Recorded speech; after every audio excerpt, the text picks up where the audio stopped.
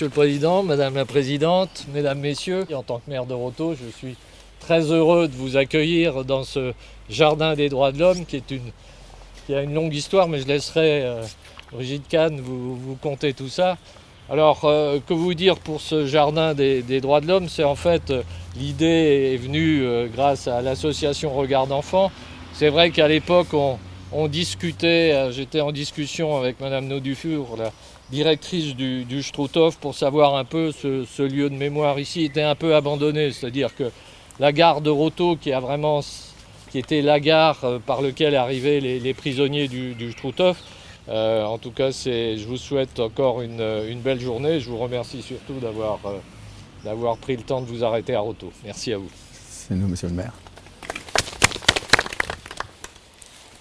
Monsieur le maire, Monsieur le Président Jean-Marc, cher ami marcheur, pour moi, je suis toujours émue quand je suis ici dans ce jardin, puisque comme l'a dit Monsieur le maire, ce jardin, c'est pas n'importe quel jardin, et qu'il me soit permis ici, une fois de plus, de remercier vraiment très très sincèrement Monsieur le maire de Rothau d'avoir accepté ce projet qui au départ pouvait sembler un peu utopique, de créer à Rothau ce jardin des droits de l'homme. Nous avons travaillé pour ce jardin, plus particulièrement avec l'école primaire de Rothau. Et là aussi j'y tiens, c'est l'école de Rothau qui a été les premiers à travailler sur ce jardin. Nous avons travaillé, et nous sommes très fiers, avec l'hôpital psychiatrique de Rouffach. Et nous sommes là, vous regarderez tout à l'heure, à côté des portes qui ont été faites par les patients de l'hôpital psychiatrique. Et là aussi, ce sont des clichés que la société civile veut donner. On est dans un hôpital psychiatrique, on n'est pas normal. Non, on est tous différents mais égaux. Donc c'est rempli de symboles ces portes, les portes de la liberté. Porte de la liberté ici au Rothau, je pense qu'il n'y a pas de commentaire à faire. Le parrain qui nous a soutenus jusqu'à quelques jours, c'est notre parrain, ami très fidèle, Tommy Ungerer. Et Tommy suivait nos actions, Tommy était présent à nos actions et Tommy était très fier de ce jardin. Et ce jardin est donc le jardin des mémoires et des droits de l'homme. Et à présent, c'est un jardin qui va devenir le carrefour des mémoires. Ce jardin nous tient à cœur. C'est un jardin qui doit vivre, survivre aux intempéries, survivre à toute la haine, le processus de racisme, d'antisémitisme. Non, ça ne recommencera pas. Le totem que nous souhaiterions mettre à l'entrée du jardin, en souvenir des mémoires en un premier temps, en souvenir de notre parrain Tommy, réaliser le plus tôt possible en juin ce totem. Merci beaucoup, bonne marche, sous l'amitié, sous l'amour, sous le respect et surtout sous le vivre ensemble. Merci Jean-Marc, à toi. Merci beaucoup Brigitte. Monsieur le maire, Monsieur Marc, chère Brigitte, je vous remercie pour votre accueil si chaleureux et vos paroles et tout ce que fait la commune de Rothau et ce que fait l'association Regard d'enfants pour éduquer les jeunes citoyens européens aux valeurs des droits de l'homme et au vivre ensemble. Notre association, puisque je vais maintenant parler un peu de la nôtre, mais brièvement, l'association Israel is Forever Alsace a pour vocation de rassembler, sans distinction de conviction politique, religieuse ou philosophique, et nationale, parce que nous avons des amis allemands avec nous, tous ceux qui ressentent pour la France le besoin de resserrer ses liens d'amitié avec Israël. Après le jour de la Shoah et après la célébration du Yom Ha'atzmaut, l'anniversaire du retour à l'indépendance de l'État d'Israël, Israel is Forever souhaite témoigner que le juif errant est arrivé, comme le titre éponyme du livre de Albert Londres. Nous souhaitons célébrer le passage de l'horreur des camps de concentration et d'extermination à la joie de l'indépendance et de l'épanouissement de l'État d'Israël, État-nation du peuple juif, sur sa terre historique et ancestrale, avec Yerushalayim, Jérusalem, pour capitale. Nous souhaitons surtout rappeler ici l'existence de la chambre à gaz de l'ancien camp de concentration nazi de Natzweiler. De 1941 à 1945, Ce camp de concentration avec ses annexes sur les deux côtés du Rhin est l'un des plus meurtriers du système nazi, avec près de 40% de mortalité. Près de 22 000 prisonniers y sont morts, dont 3 000 dans le camp central. Les Nacht und Nebel, que Brigitte a évoqués, Nuit et brouillard, ces résistants patriotes qui devaient disparaître sans laisser de traces, mais aussi les tziganes, les homosexuels, les juifs. À partir d'ici, de la gare de Roto, où arrivaient les prisonniers, nous monterons par le chemin des droits de l'homme devant la chambre à gaz où nous arrêterons au pré. Chers amis, notre manifestation de ce jour est l'acte 1 de notre soutien et de notre solidarité avec Israël. Cet automne, au Parlement européen, Israel is Forever organisera un rassemblement pour rencontrer les nouveaux responsables politiques issus après les élections européennes et nous témoignerons de notre solidarité avec l'État d'Israël et nous protesterons contre toutes les mesures discriminatoires dont il est l'objet, étiquetage de produits, autorisation de manifestations de boycott malgré les avis contraires du Conseil constitutionnel.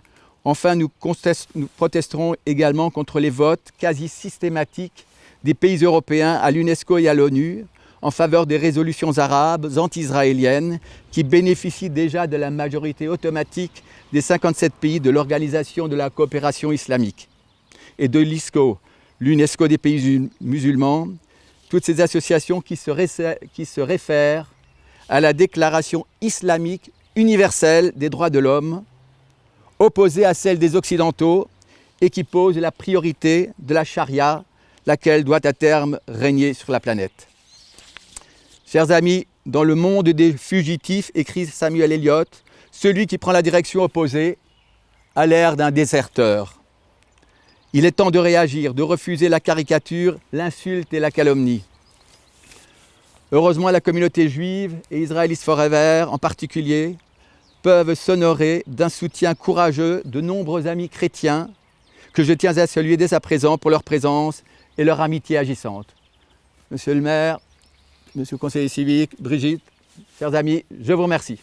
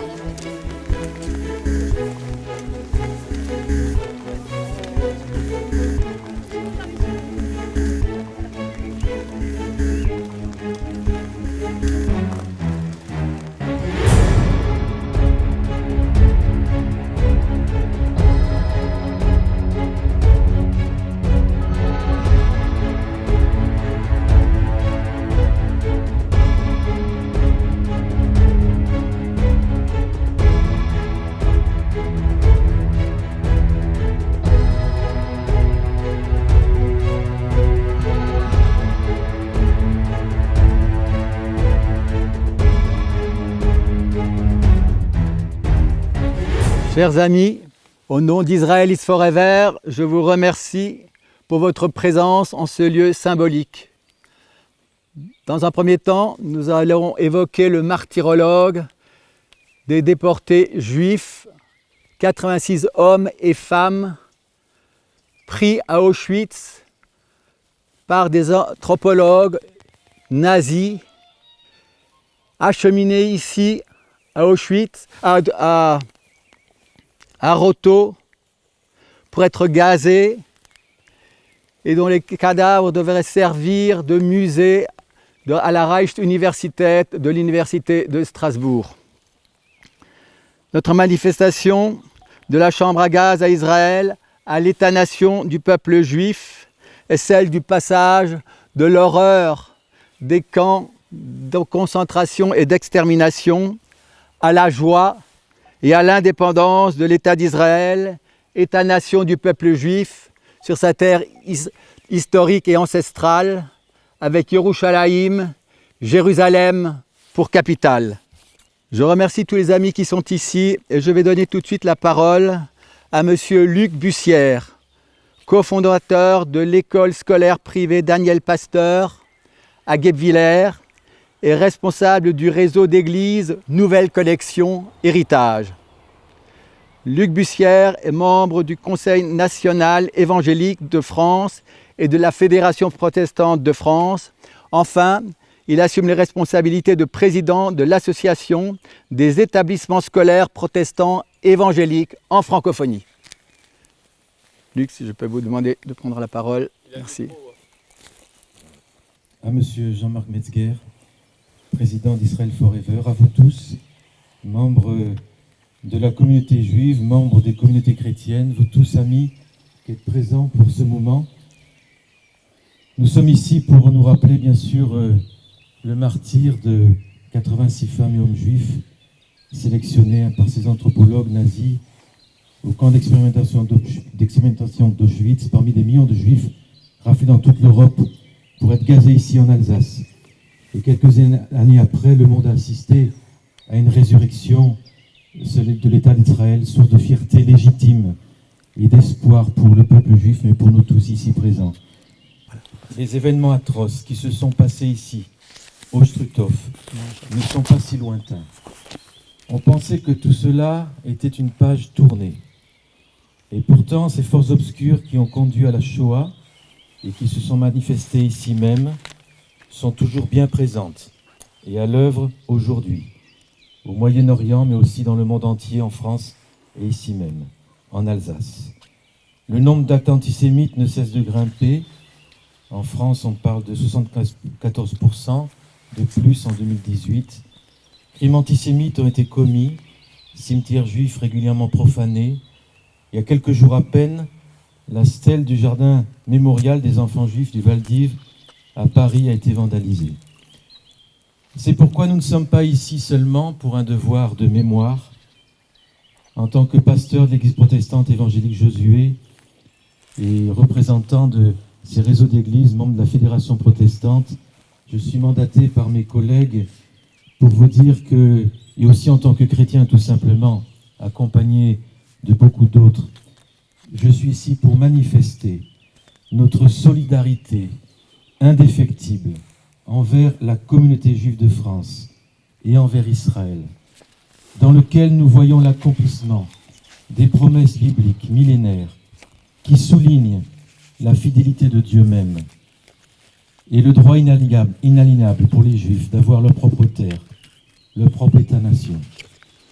Nous sommes ici pour dénoncer fortement tout antisémitisme, dont celui qui prend la forme de l'antisionisme. Nous sommes ici parce que nous avons choisi de ne pas être silencieux ou inactifs. Nous sommes également ici pour résister avec vous contre toutes ces forces toxiques qui avilissent l'homme, image de Dieu. Quand un pays a mal à ses juifs, disait le grand rabbin Goldstein, c'est l'avenir du monde tout entier qui est en péril. Et tout pays dans lequel un juif ne peut vivre dans la sûreté et la sécurité porte en lui le présage que les valeurs de liberté, tolérance, dignité humaine, sainteté de la vie y sont menacées et que les forces toxiques y existent, lesquelles ébranlent la survie même de la société. Nous l'avons vu en Europe. La volonté de détruire le peuple juif a ouvert la porte à la destruction d'une partie de l'humanité. Et cette image que vous connaissez sûrement du canari qu'on mettait dans les mines pour qu'il avertisse quand son chant s'arrêtait qu'il y avait du gaz et qu'il fallait s'enfuir, et l'antisémitisme étant vu comme un canari. Et nous sommes ici, nous, pour que le canari continue de chanter et n'arrête pas son chant et sa voix. Ces valeurs que nous chérissons, c'est au peuple juif que nous les devons, au peuple de l'Alliance. Car c'est vous, disait l'apôtre Paul, Israélite, à qui appartiennent l'adoption et la gloire et les alliances et la loi et le culte et les promesses et les patriarches. C'est à vous que nous devons ce trésor de la Bible, dont la vision du monde a façonné nos sociétés et nous a permis de connaître Dieu, qui a initié et nourri une vision de l'homme unique et la plus élevée qui soit, puisque l'homme est défini comme image de Dieu. Et c'est cette haute vision de l'homme qui a bouleversé la vue d'une vallée, tout près d'ici, au banc de la Roche. Avec cette œuvre éducative, en tant qu'éducateur, je parle aussi du pasteur Jean-Frédéric Oberlin, cet amoureux de la Bible, qui avait une vision de l'enfant et une vision de l'homme pétri des Écritures, et qui n'a eu de cesse que de travailler jusqu'à qu'il y ait un changement d'atmosphère dans toute la vallée. Et je peux être que ému de voir que dans un même lieu, à quelques centaines de mètres à peine, il puisse y avoir également un lieu qui a transpiré une culture de mort. Et je crois que d'un côté, un lieu de vie, de l'autre côté, si proche, un lieu de mort, fruit d'une vision de l'homme perverti, aux antipodes de celle qui est véhiculée par le peuple juif depuis des millénaires. Alors mes amis, être à vous, à vos côtés aujourd'hui, c'est être du côté de la vie, c'est être du côté de l'espérance, c'est être du côté de l'homme, et c'est être du côté de Dieu. Le respect de l'humanité, il va de pair avec le respect de Dieu. Alors que cette marche que nous avons effectuée ensemble aujourd'hui puisse se poursuivre, s'affermir, et qu'en même temps, cette amitié continue de se construire, de nous enrichir mutuellement et de nourrir l'espoir et le shalom. Merci beaucoup pour ces paroles si émouvantes à notre ami Luc Bussière.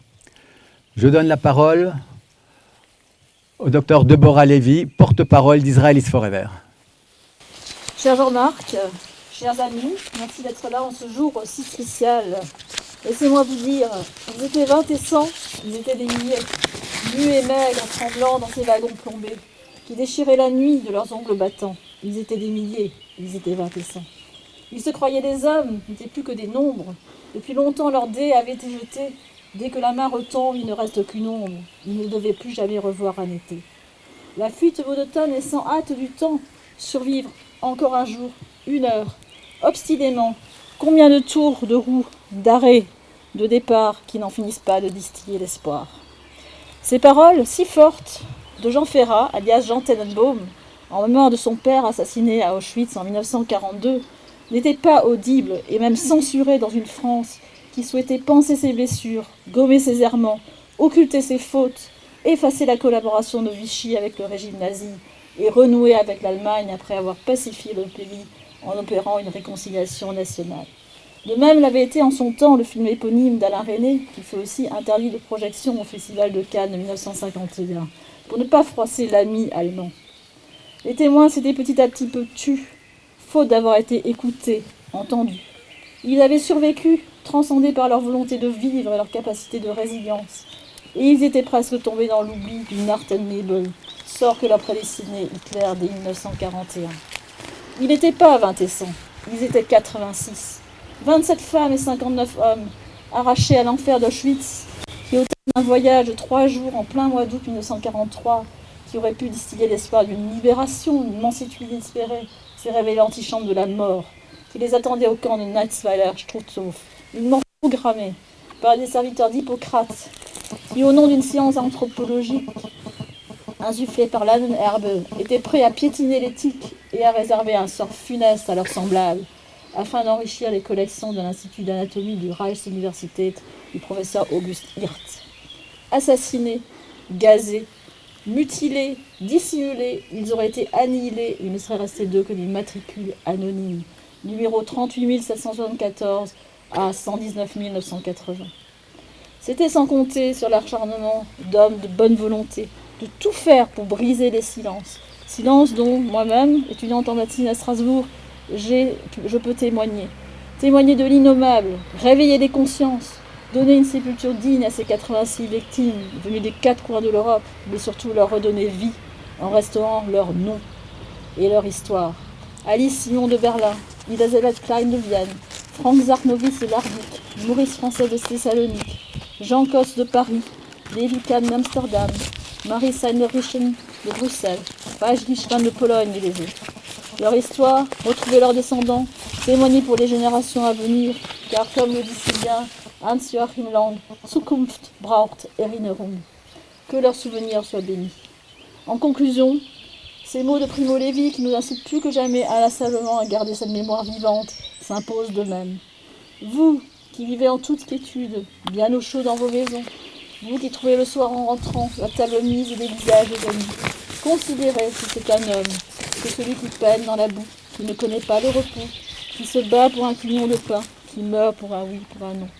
Considérez si c'est une femme, que celle qui a perdu son nom et ses cheveux, et jusqu'à la force de se souvenir, les yeux vides et le sein froid, comme une grenouille en hiver. N'oubliez pas que cela fut. Non, ne l'oubliez pas. Gravez ces mots dans votre cœur. Pensez-y de chez vous, dans la rue, en vous couchant, en vous levant.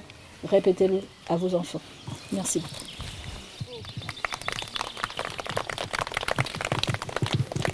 Merci Deborah. Je donne la parole à notre ami Aude Walter, membre du comité Israel is Forever, qui est de toutes nos manifestations et qui nous vaut son amitié agissante. Merci beaucoup. Ce que je vais vous lire est tiré de 2 ouvrages sur Adélaïde Oval, ainsi que d'un article du journal L'Alsace de mars 2017. En 1942, l'Alsacienne Adélaïde Oval s'est émue du sort des Juifs. En 1965, elle a été reconnue juste parmi les nations, 4e personne française, première personnalité alsacienne et première personnalité médicale française. Comme elle l'écrira elle-même, c'est par une succession de circonstances plutôt curieuses qu'elle fut arrêtée puis déportée par les nazis. La faute à une valise perdue. À cette époque, au printemps 42, Adélaïde, que l'on surnomme Heidi, a 36 ans. Elle est interne à l'hôpital psychiatrique de Lannemezan, dans les Hautes-Pyrénées. Originaire du Haut-Valde, elle a grandi à Guebwiller et suivi des études de médecine à Strasbourg. En février 42, sa maman décède à Guebwiller. Elle sollicite un congé pour deuil de famille. C'est à son retour que sa valise se perd. La croyant bloquée à Vierzon, Heidi franchit la ligne de débarcation sans laisser passer et se fait arrêter par la Felt gendarmerie. Une fois arrêtée, elle a une altercation avec 2 Allemands qui ont maltraité la France en parole. Elle est alors emprisonnée pour 5 semaines. Elle partage sa cellule à Bourges avec une femme portant l'étoile jaune. Par solidarité, elle s'en confectionne une.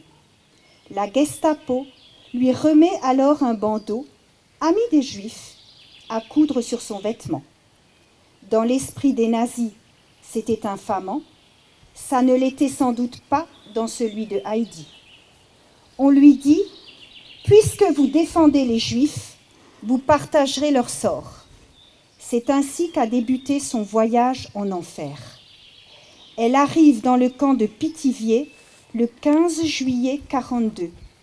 Le lendemain, sont amenés les raflés du Veldiv. Déjà, elle agit en médecin face à l'horreur. Elle examine, soigne, isole les contagieux. Elle arrive à Auschwitz en janvier 43. On lui tatoue le numéro 31 802. Elle est affectée comme médecin dans des blocs infirmiers à Auschwitz I, Birkenau puis Ravensbrück. Elle aide tant qu'elle peut les femmes qu'on lui amène, par le biais de faux certificats, faux traitements, changements d'identité et de matricule. Elle refuse systématiquement de participer aux expériences médicales, entre guillemets, des médecins nazis. Elle tient même tête à l'ange de la mort, le docteur Mengele. Elle organise une multiplicité d'actes de résistance pour protéger et sauver ses codétenus. Au fond, les médecins nazis la respectaient, car elle était meilleure qu'eux. Il lui était facile de leur faire prendre des vessies pour des lanternes. Elle avait l'air de bien faire son travail, alors qu'elle n'arrêtait pas de les tromper. Heidi fut la première, à son retour de déportation, à publier des comptes rendus des expériences médicales, toujours entre guillemets, pratiquées à Auschwitz et Birkenau. À propos de sa survie dans les camps de concentration nazis, Adélaïde Oval a dit « J'avais en moi quelque chose qui me disait qu'il y avait bien plus important dans la vie que de sauver sa peau. » Cette personnalité d'exception s'est distinguée par une très grande exigence morale et éthique qu'elle a su garder dans les pires conditions, malgré les pires menaces. Une camarade de déportation l'a entendu dire au commandant du camp de Wattenstedt « De nous deux, le vainqueur, ce n'est pas vous. » Pourquoi Adélaïde Oval a-t-elle protesté contre l'étoile jaune au cours d'une scène qui lui a valu 37 mois d'internement et de déportation? Parce qu'elle n'a fait que ce que chacun aurait dû faire, certes, mais aussi parce que son père, pasteur alsacien, se sentait proche du peuple du livre et que cette révérence envers les Juifs n'a plus quitté Adélaïde. Je ne pourrai jamais oublier qu'à travers l'histoire, ils ont bien plus souffert que tous les autres peuples. Et lorsqu'elle vient planter l'arbre en son nom dans l'allée des Justes à Yad Vashem en 1966, elle déclare son admiration pour ce pays d'Israël qui change de visage chaque jour et son bonheur de n'y être qu'une invitée et de se trouver face à des hommes et des femmes rentrés à la maison. Bravo. Bravo. Merci Aude pour cette évocation d'Adélaïde Oval. Je donne la parole à notre ami Guido et à son épouse Vera Kor de Rentschen, des amis de longue date qui nous font l'honneur de leur présence. Merci. Dass wir hier heute als Deutsche und dabei sein dürfen, bewegt uns sehr. Le fait que nous puissions être ici aujourd'hui en tant qu'Allemands et en tant que chrétiens nous touche beaucoup.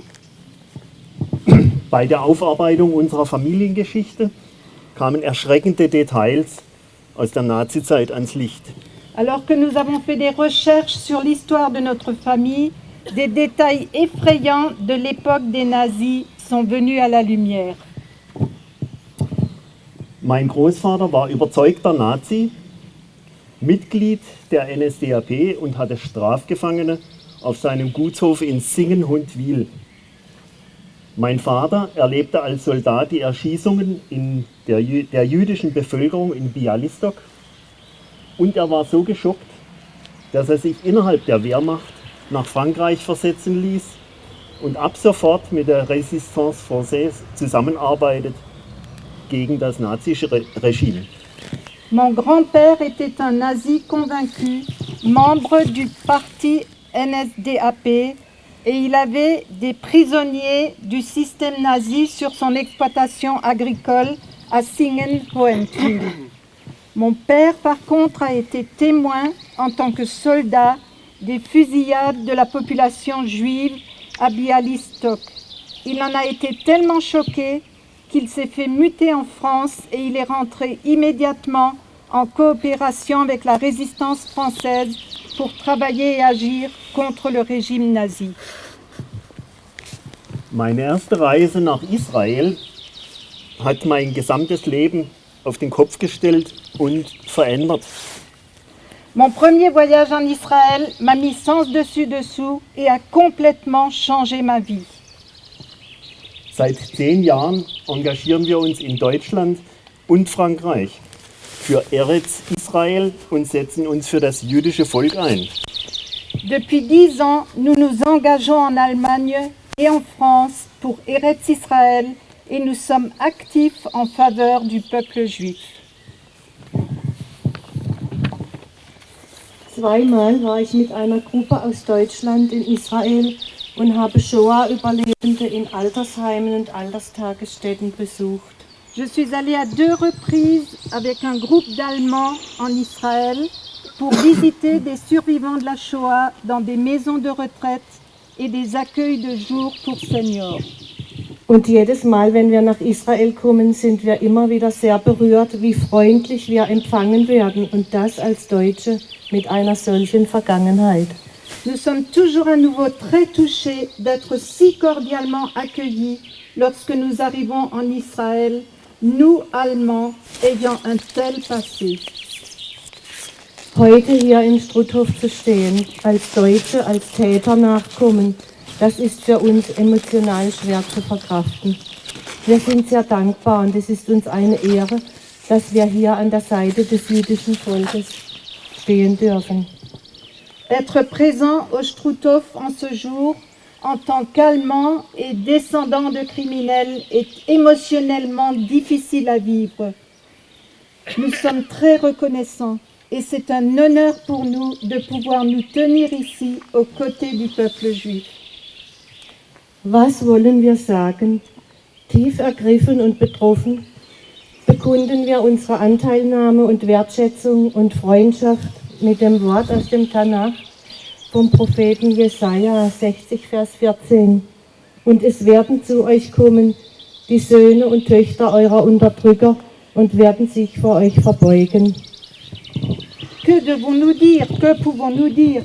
Profondément émus et touchés, nous exprimons notre regret, notre appréciation respectueuse et notre amitié avec la parole du Tanakh du prophète Isaïe, chapitre 60 au verset 14, qui dit « Et les fils de tes oppresseurs viendront s'humilier devant toi, et tous ceux qui te méprisaient prosterneront à tes pieds. » C'est ce que nous voulons faire maintenant.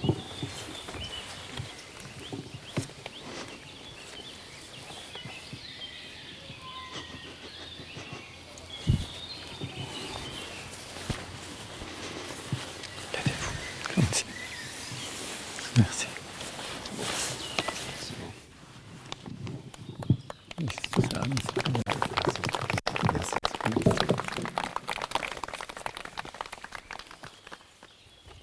Le silence est presque de rigueur après les interventions de Vera et de Guido, si émouvantes.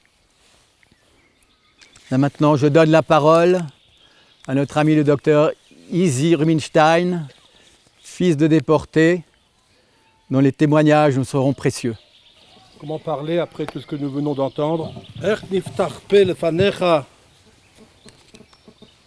Comment ouvrir la bouche devant toi? Ech niftach pe lefanecha est un piyut, un poème liturgique que nous récitons le premier jour des Slichot en introduction au jour redoutable, ce qu'on appelle la convocation d'automne, Rosh Hashanah Yom Kippour. Parmi les moments les plus forts, les plus sacrés du calendrier juif, et quand nous demandons au Tout-Puissant de nous inscrire dans le livre de la vie. Erk niftach pe lefanecha, maintenant, après avoir entendu ce que nous avons entendu. Erk niftach pe lefanecha, quand nous sommes à quelques mètres de la chambre à gaz. Erk niftach pe lefanecha, ma'anu. Mechayenu, qui sommes-nous? Que sont nos vies? Que sont nos paroles? Que valent-elles devant l'indescriptible, devant l'innommable? Dans la Torah, dans la Bible, le présent n'existe pas. C'est soit le passé qui est utilisé, soit le futur. Avec le passé, nous construisons le devoir de mémoire, qui nous permet d'aborder et de construire et de reconstruire le futur. La seule fois où le présent apparaît dans la Torah, c'est quand Dieu dit en introduction au décalogue, aux 10 commandements, « Anochi Hashem Elokecha, je suis l'Éternel ton Dieu », il n'y a que lui qui s'exprime au présent, parce qu'il est en dehors du temps, et que nous, hommes, ne pouvons entrer dans son univers. Alors que nous allons entamer la dernière étape de ce périple vers la chambre à gaz. quelques dizaines de mètres, même pas, d'une marche interminable, d'un trajet infini dans l'histoire, d'un voyage irréel dans les recoins de l'âme humaine, dans la souffrance et le martyre, dans l'angoisse et l'espoir. Nos bouches aujourd'hui vont dire à nos 87 frères et sœurs qui ont suivi ce même trajet il y a près de 76 ans, du 11 au 19 août 1943, gazés personnellement par Joseph Kramer, Yamar Shemo Vezicho, ancien commandant des camps d'Auschwitz puis de Bergen-Belsen, et à tous les autres millions de victimes des nazis, juifs, tziganes, résistants, patriotes, qui ont suivi le même parcours à Auschwitz, Treblinka, Majdanek, Sobibor, Belzec. Nous ne vous avons pas oublié, nous ne vous avons pas oublié et nous ne vous oublierons jamais. C'est le sens de notre venue aujourd'hui. Grâce soit rendue aux organisateurs de cette première marche, Jean-Marc, qui devrait peut-être se répéter chaque année et s'institutionnaliser. Tout comme Moshe Rabbeinu, Moïse, à la fin du Sefer Dvarim, 5e livre de la Torah, du Pentateuque, Moïse, qui arrive au crépuscule de sa vie, introduit son testament spirituel en prenant à témoin les cieux et la terre. Azinu Hashamaim, Vadabera, Vetishma Haaretz. Regardez, mes amis, tout comme Moshe. Regardez, mes chers amis, regardez les cieux, regardez la terre, regardez ces arbres qui nous entourent et qui bordent ce chemin qu'à notre tour nous allons parcourir et qui va nous conduire au cœur de l'indicible. Ces arbres, mes chers amis, ont été les témoins de la marche vers la mort des victimes du professeur Hirt, proche de Himmler. Ces arbres ont vu et entendu les vociférations des SS, les aboiements des chiens, les coups de cravache, les coups de crosse de fusil pour ceux qui n'avançaient pas assez vite, les pleurs, les cris. Ces victimes, s'inscrivant dans un programme d'expérience médicale pseudo-scientifique, furent soigneusement sélectionnées à Auschwitz par un anthropologue nommé Berger, sous les ordres du cynisme Mengele, leur faisant passer une visite médicale, tout comme Hirt à leur arrivée à sa consultation à l'hôpital civil de Strasbourg pour constituer sa collection de squelettes. Goebbels dira « Plus le mensonge est énorme, plus il est plausible ». Les très rares survivants de Treblinka ont rapporté qu'à leur descente du train qui les emmenait à la mort, le nom de ce camp d'extermination était écrit en caractères hébraïques sur le fronton de sa prétendue gare. De même, l'indication douche à l'entrée des chambres à gaz dont les murs intérieurs étaient habillés de carrelage rose, sur lesquels étaient imprimés des motifs familiers, les uns des étoiles de David, les autres des chandeliers à 7 branches. Les historiens ont pu douter de ces témoignages. Trop rares, et pour cause, peu vraisemblables, non vérifiables, jusqu'au jour où des fouilles sur les lieux du crime, archéologie de l'horreur, ont permis de retrouver à l'emplacement des chambres à gaz déterminées à partir de photos aériennes les dits carrelages, utilisés par les nazis pour tromper leurs victimes et camoufler leurs crimes. Mes chers amis, ici aussi, la chambre est à l'écart du camp, discrètement installée dans la dépendance d'un ancien hôtel. Les 87 victimes étaient originaires pour la plupart de Pologne, comme ma famille. Ils avaient vécu les premières exactions, les ghettos, la déportation, la sélection, le travail forcé, la famine, la maladie. Le grand rabbin Israël Lau, ancien grand rabbin d'Israël, lui-même rescapé des camps, président du comité de Yad Vashem, a rapporté ceci. Situé non loin de Cracovie, Bochnia était une petite bourgade typique, un shtetl parmi tant d'autres. Vint le jour de l'évacuation du ghetto. Les habitants juifs furent invités à se rassembler sur la place centrale, le Rynek, comme on dit en polonais. Avec leur brutalité coutumière, les SS fouillèrent toutes les habitations, arpentant en hurlant toutes les rues, frappant indistinctement hommes, femmes, enfants, les terrorisant en lâchant les chiens à leurs trousses, n'hésitant pas à tirer dans la masse, frappant, matraquant impitoyablement les vieillards qui ne pouvaient se déplacer suffisamment vite, les traînant sans ménagement, jetant par les fenêtres les malades incapables de se lever ou grabataires. Avant de monter dans les camions, vers une destination inconnue, vous allez partir travailler à l'Est, leur avait-on annoncé. Les malheureux, pensant que le pire était derrière eux, furent soigneusement mis en rang, comptés et recomptés. Le calme revint. Un silence de plomb tomba sur la place. Le chef des SS contempla la place hermétiquement fermée pour éviter toute évasion, contemplant ses troupes impeccablement disposées. Plus un cri, plus un murmure. Au milieu de la place, non loin de Versturmführer, une plaque d'égout commence à bouger.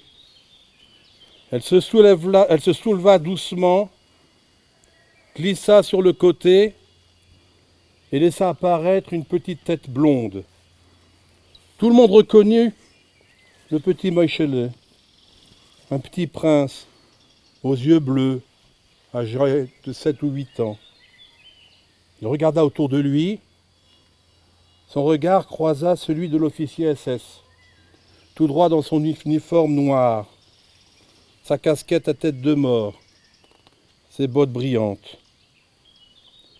L'enfant lui sourit. L'officier lui sourit à son tour. L'assistance retenait son souffle, tant cette scène paraissait irréelle. L'enfant disparut quelques instants dans la bouche d'égout, remonta rapidement. Le SS n'avait pas bougé de place. Moïchele lui tendit alors un bonbon, que l'officier accepta avec le même sourire que Moïchele lui rendit.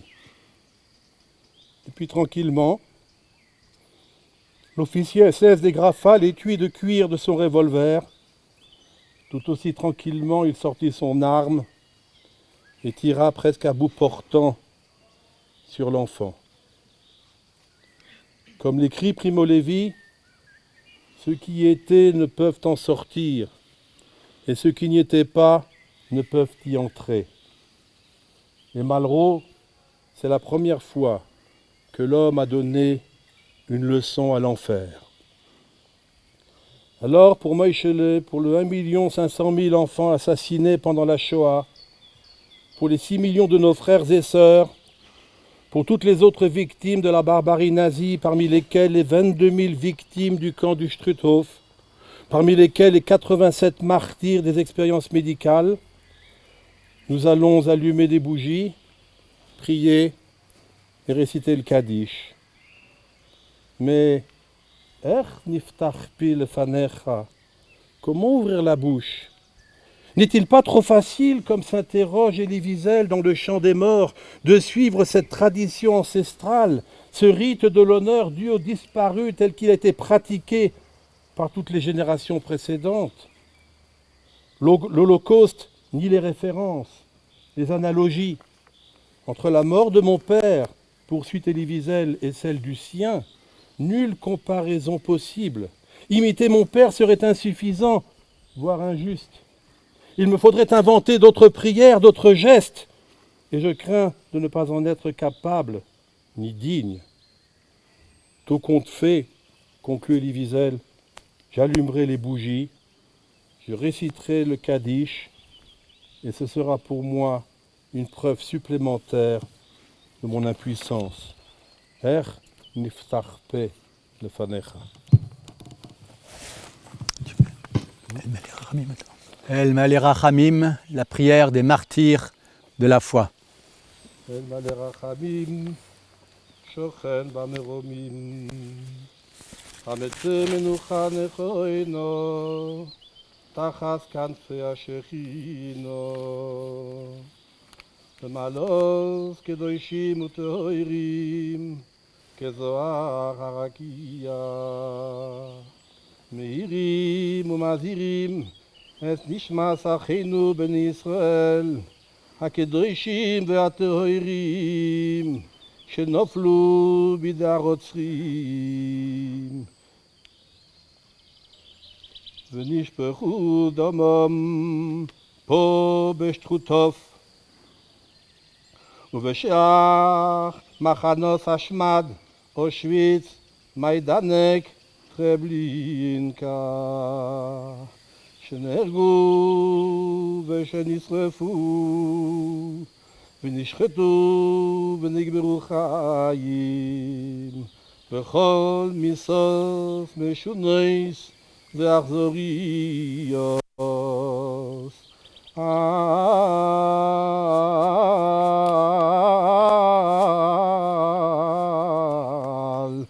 קדושת השם. בעבור שאנחנו בניהם ובנותיהם, אחיהם ואחיותיהם, מתפללים בהזכרת נשמותיהם. בגן עדן תהא מנוחתם, לכן עבור רחמים יסתירם בסתר כנפיו לעולמים. ויצרור בצרור החיים את נשמתם. אדוני הוא נחלתם, וינוחו בשלום על משכבם, ויעמדו מהיום לקץ היומים. ונאמר אמן.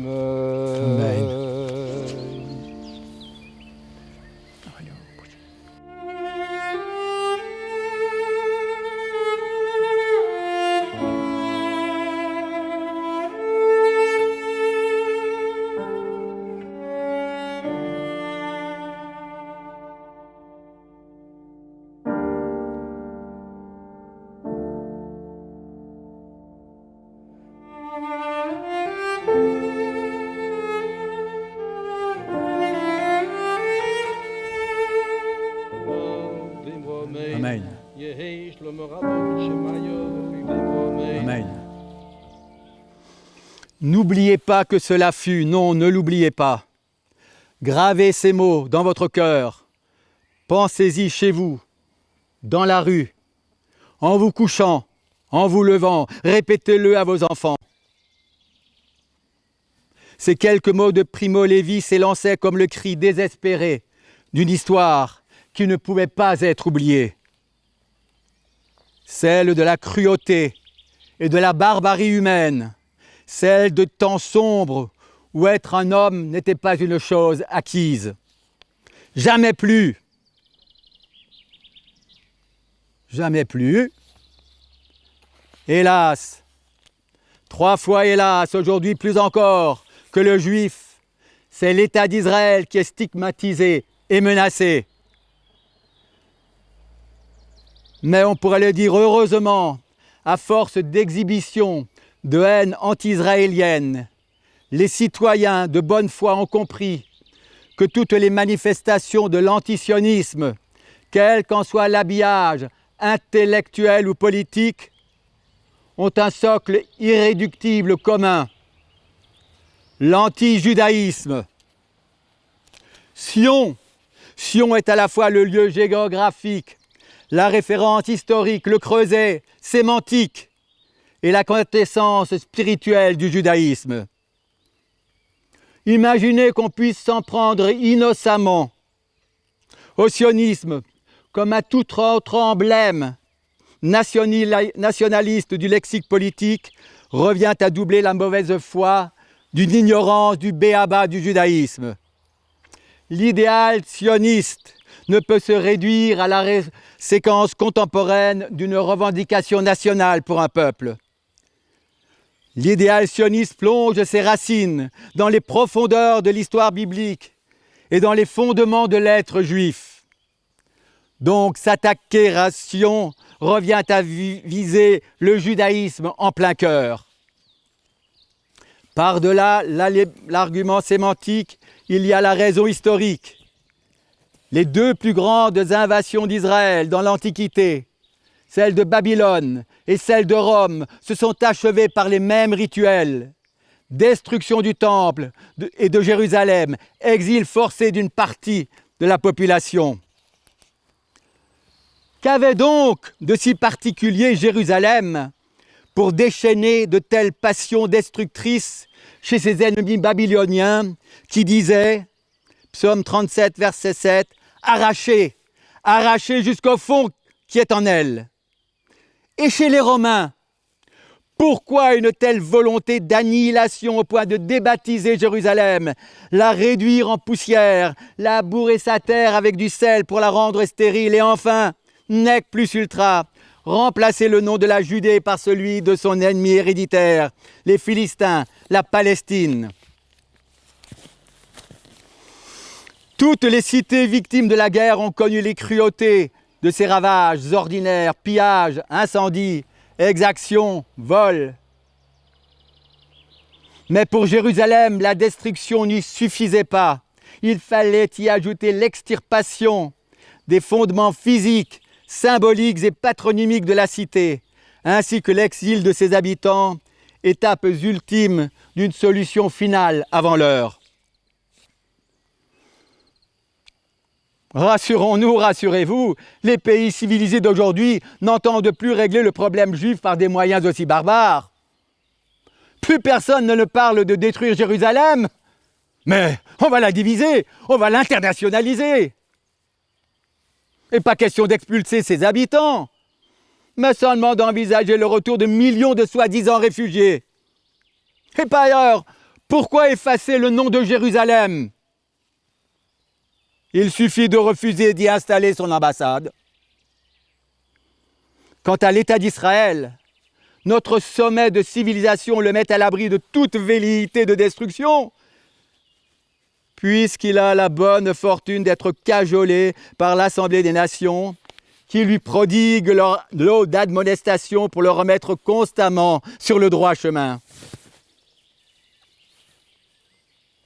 Comment expliquer cette passion universelle pour Jérusalem, cet acharnement à la conquérir, à la détruire, à la rendre stérile, cette obsession déportatrice pour tenter de briser le lien entre cette terre et ses habitants, ces siècles de croisades pour la posséder tel un Graal, cette volonté farouche d'empêcher Israël d'y établir sa capitale, alors que jamais aucun autre pays ne s'est vu interdire le choix de sa métropole. Comment comprendre ce refus des nations de reconnaître son caractère juif et d'y implanter leurs délégations diplomatiques ? Tout se passerait comme si au tréfonds de l'inconscient des peuples résonnait encore le cri de Jacob au lendemain de son rêve sur le mont Sion. Cet endroit n'est rien d'autre que la maison de Dieu, la porte du ciel. Genèse 28, 17. Sinon, comment expliquer qu'au mépris de toute logique, Israël soit le seul pays au monde à susciter contre lui un tel antagonisme quasi unanime?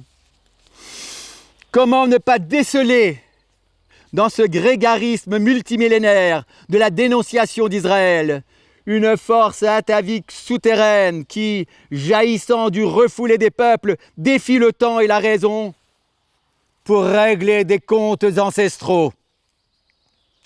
Le prétendu droit à l'antisionisme au nom de la liberté de critique d'un État n'est rien d'autre qu'une imposture dont le but est d'imposer dans le débat public la banalité de la réprobation d'Israël.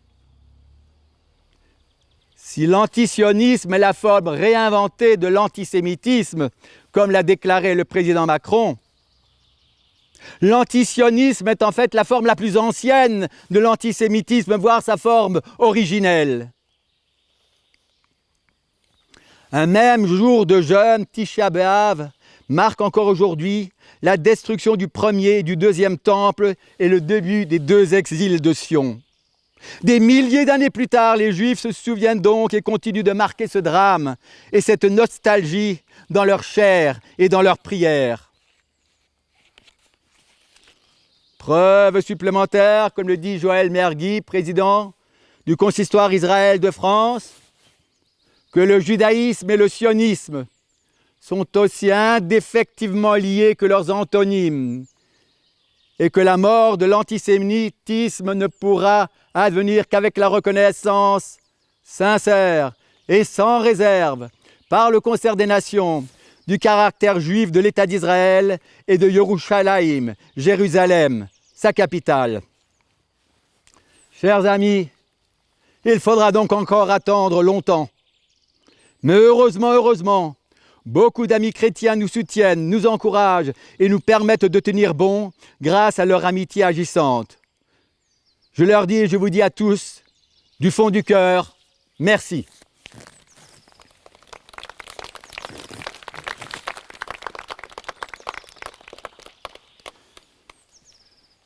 Je donne la parole à Evelyne Fruhoff, membre du comité Israel is Forever, qui est de toutes nos actions et dont la présence ici nous touche beaucoup. Merci beaucoup. Le 15 janvier 2017, j'ai rencontré le docteur Jean-Marc Metzger et son épouse Isabelle à une manifestation place de la République à Strasbourg.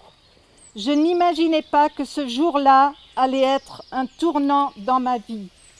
D'une part, parce qu'à ce moment-là, j'avais décidé de ne plus me taire face à l'injustice de l'antisémitisme croissant et d'autre part, parce que ce jour-là est née l'amitié avec le groupe Israel is Forever Alsace. C'est un immense honneur que vous nous faites, chers amis juifs, de nous accueillir, nous, protestants évangéliques, et de nous permettre d'être à vos côtés dans le même combat. Ne plus se taire et lutter ensemble contre l'antisémitisme et l'anti-judaïsme. Nous avons déjà tant appris à vos côtés. Faut dire que nous en savions si peu. Avec vous, nous avons aussi découvert la vraie histoire de ce site. Et tout à l'heure, nous avons essayé de nommer l'innommable. Dans les heures les plus sombres de votre histoire, Israël est né. Il y a quelques jours, Israël fêtait ses 71 ans d'indépendance. 71 ans, Israël, État, nation. Le Dieu de vos pères a fait alliance avec vous, alliance qui ne chancellera point. Il a donné des promesses et il tient ses promesses. Isaïe au chapitre 49 au verset 6 nous dit « Je t'établis pour être la lumière des nations ». Dans beaucoup d'églises chrétiennes, il a été enseigné à tort, oui, à tort, que l'Église a remplacé Israël dans le plan de Dieu et que vous n'êtes plus le peuple élu, choisi, trésor précieux. La théologie de substitution ou théologie de remplacement, comme on l'appelle encore, s'est largement répandue. Le temps où la vérité sera rétablie viendra et il est déjà venu. Aujourd'hui, plus de 9 millions d'habitants peuplent le pays. Après 71 ans de dur labeur, les bénédictions sont visibles, la foi y est vibrante, le désert refleurit, la vitalité, l'ingéniosité d'Israël se manifeste dans tous les domaines. Agriculture, médecine, aéronautique, développement de technologies, invention, innovation, sécurité et j'en passe. Sans oublier l'aide humanitaire apportée là où les besoins se manifestent dans le monde. La terre promise est un terreau fertile. J'ai souhaité à cet endroit vous encourager à continuer à être cette lumière pour les nations. Alors je fais quelque chose qui va être un petit peu risqué, mais j'aimerais vous donner aujourd'hui un tout petit symbole de cette lumière. Non pas comme un cadeau, ce n'est pas un cadeau, c'est votre symbole. le symbole qui vous a été pris, qui vous a été volé, qui a été arraché durant des siècles. Et je voudrais juste humblement vous le rendre de façon très symbolique. Alors j'en ai plusieurs, et ceux qui peuvent recevoir cette petite menorah, j'aimerais vous la rendre. Et je sais que pour certains c'est peut-être un peu difficile, alors ne la prenez pas, mais ceux qui peuvent le faire, j'aimerais vous en donner quelques-unes.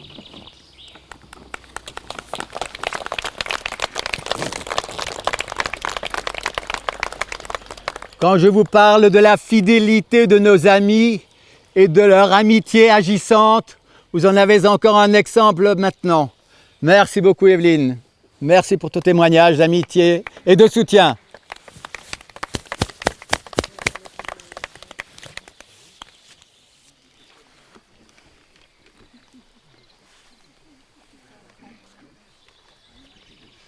Merci Evelyne.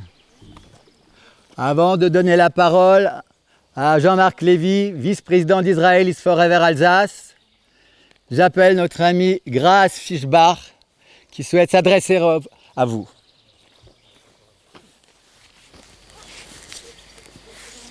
Alors les mots ne suffisent pas pour exprimer tout ce que nous pouvons ressentir dans de tels moments, mais je vais quand même tenter d'en prononcer certains. À travers Israel is Forever, j'ai découvert cette histoire des 86 juifs gazés ici, alors que j'étais à la fac de médecine il y a quelques mois de ça, pour écouter Hans-Joachim Lang lors d'une soirée conférence. Il était invité pour présenter son travail. J'ai visionné son film aussi. Il a enquêté pendant des années pour identifier les 86 victimes et a mis cette histoire en lumière, comme d'autres l'ont aussi fait. Et nous remercions tous ceux et celles qui ont fait ce travail de mémoire. Je suis reconnaissante à Israel is Forever pour cette journée qui nous donne de traiter le passé pour nous tourner vers l'avenir. C'est tellement important.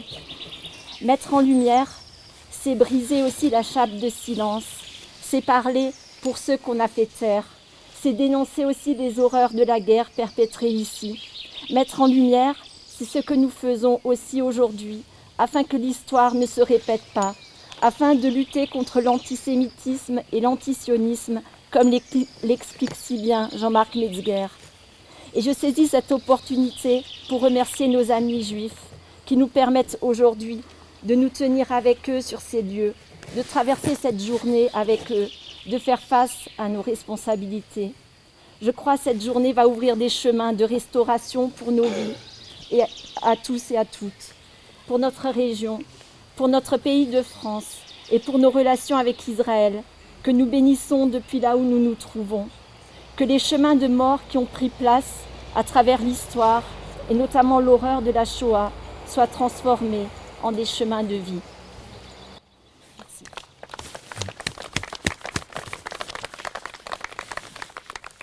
Merci beaucoup, Grace, pour ton témoignage émouvant. Et j'appelle Jean-Marc Lévy, vice-président d'Israel is Forever Alsace.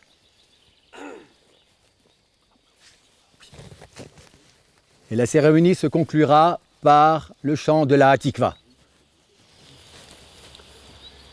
Les chambres à gaz, comme celle qui se trouve ici au camp de Natzweiler-Struthof, représentent l'aboutissement de l'idéologie de haine raciste et antisémite qui a prévalu durant le régime nazi en Allemagne et dans tous les pays occupés d'Europe. Le processus d'anéantissement du peuple juif, prétendument coupable de tous les maux de la société allemande, avait d'abord commencé par des propos anti-juifs, issus de l'enseignement du mépris, vis-à-vis des juifs considérés collectivement comme peuple déicide, puis par le boycott des magasins juifs, l'éviction des juifs des structures étatiques, puis par la destruction des éléments de la culture juive séculaire et religieuse, pour s'achever par la destruction physique des lieux de prière et de 6 millions d'hommes, de femmes et d'enfants exterminés parce que juifs. La lumière a heureusement triomphé des ténèbres. Depuis 1948, l'État d'Israël et sa capitale Yerushalayim, Jérusalem, sont la réponse concrète à l'antisémitisme dans le monde sous la forme d'une nation souveraine, juive et démocratique, ouverte aux juifs du monde entier qui, pour la moitié, résident aujourd'hui dans ce pays prometteur et exemplaire dans bien des domaines. Mais l'antisémitisme n'est pas mort. Depuis le début des années 2000, nous assistons à une résurgence de l'antisémitisme, issu des banlieues islamisées et attisé par la détestation d'Israël, propagée par une partie importante de la gauche et de l'extrême gauche. Sous couvert d'antiracisme et de droits de l'homme qu'ils ont dévoyés, les islamo-gauchistes et les islamo-fascistes, niant le droit des Juifs à vivre sur leur terre ancestrale, alimentent un antisionisme virulent qui n'est que le faux nez d'un anti-judaïsme et d'un antisémitisme décomplexé. Cette idéologie, dont un des vecteurs est le mouvement d'inspiration terroriste BDS, prône entre autres le boycott des produits israéliens, comme le faisaient les nazis pour les produits juifs dans l'Allemagne hitlérienne. Entre 2003 et 2018, cette idéologie a causé la mort de 15 citoyens français, assassinés au seul motif qu'ils étaient juifs, et on ne compte plus les insultes, les agressions, les profanations antisémites et les morts aux juifs scandés dans les manifestations. Pourtant, malgré toutes les actions éducatives et les condamnations quasi unanimes, l'antisémitisme est en progression incessante. Pourquoi ? Parce qu'au-delà des discours, des vœux pieux et des incantations plus jamais ça, l'antisémitisme n'est pas réellement combattu. Et les bonnes résolutions, celles qui permettent de soulager à bon compte les consciences, restent généralement sans suite.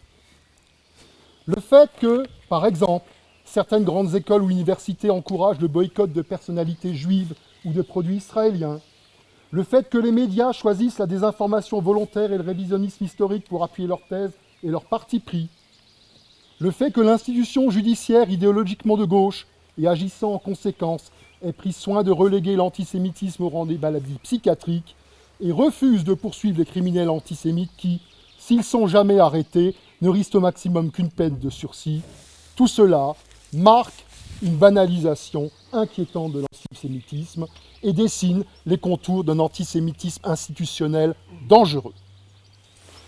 À l'occasion du jour de la Shoah et du jour du souvenir des victimes des guerres israéliennes, nous souhaitons rappeler notre profond respect pour la mémoire des Juifs morts à cause de l'antisémitisme et en même temps notre solidarité et notre affection pour tous les Juifs vivant en Israël et dans le monde. Nous souhaitons également rappeler où peuvent conduire les logiques de haine propagées par l'extrême gauche et l'extrême droite lorsqu'elles n'ont pour réponse que le laxisme, la pusillanimité et la lâcheté de nos responsables. Tous les vœux pieux, toutes les résolutions sans suite, toutes les incantations plus jamais ça, ne nous immunisent pas contre une possible récidive alors que les génocides de l'ex-Yougoslavie et du Rwanda furent perpétrés moins d'un demi-siècle après la fin de la Seconde Guerre mondiale. Il ne peut donc y avoir ni oubli, ni pardon. À la lumière de l'histoire, dans un pays où les Dreyfusards, les philosémites et les pacifistes des années 1920-1930 se sont massivement engagés dans la collaboration et furent des auxiliaires zélés du régime de Vichy, nous ne pouvons pas dire que nous ne savons pas. Bien au contraire, nous qui savons si bien où peuvent conduire les logiques de haine, nous appelons les responsables politiques et les pouvoirs publics à agir. Car comme le disait très justement Montesquieu, quand on achète la paix, surtout par la lâcheté, on se met en situation de la payer toujours plus cher. Je vous remercie. Nous allons maintenant chanter la Tikva.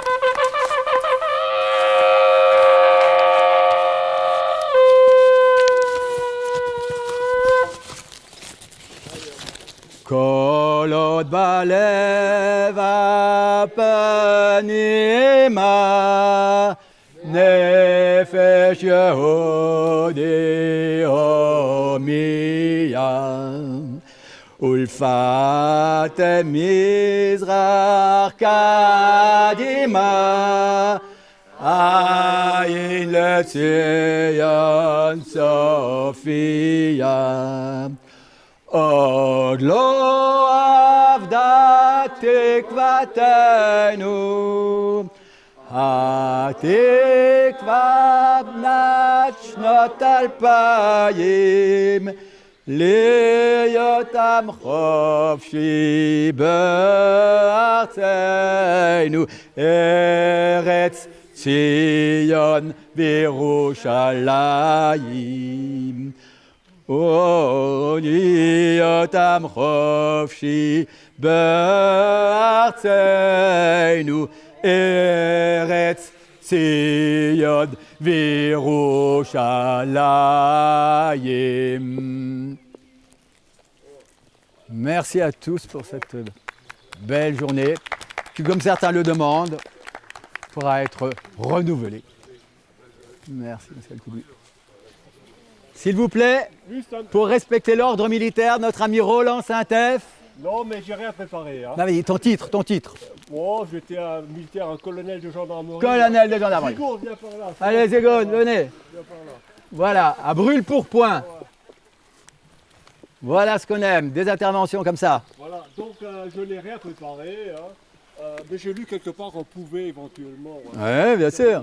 Voilà, alors Zégon et moi, nous avons pas mal servi dans les Balkans. Vous avez mentionné, la guerre de Yougoslavie.